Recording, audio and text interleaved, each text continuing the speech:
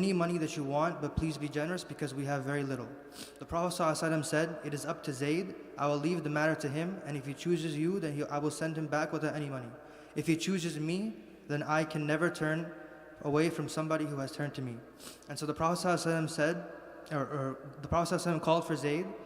And mind you that when Zayd was kidnapped, he was around 7 to 8, and it's been at least 10 years. So Zayd is an adult. So the Prophet ﷺ asked Zayd, do you recognize these two men?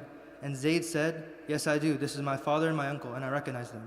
So the Prophet ﷺ said, they have come requesting that you go back with them, and I have left the matter to you. And if you want, you may go back with your father and uncle. And if you want to stay with me, you will remain with me. Immediately after Zayd, he chose the Prophet ﷺ, and he said that I can never choose anyone over you, for you are to me more than a father and uncle combined.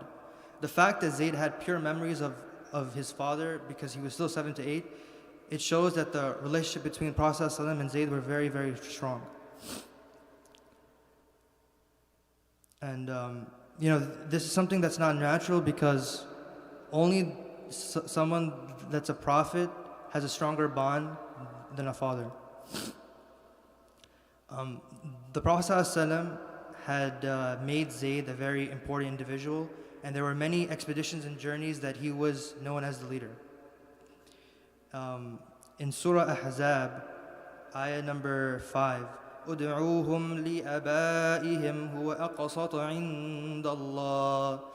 Your adopted children keep their family names. That is more just in the sight of Allah.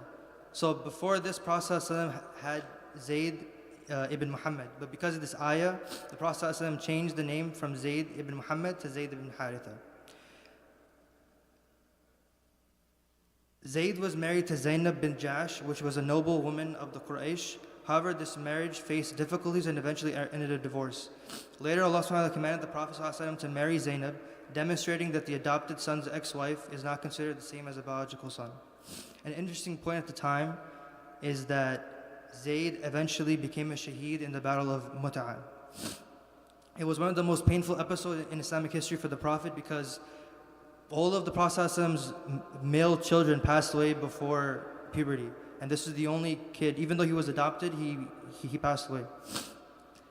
Some key lessons we can learn from these stories is that the character of the Prophet ﷺ, to have Zayd as a 7, 8-year-old and grow him up to an adult, and for him to have a choice between his own family or him, he chose the Prophet ﷺ.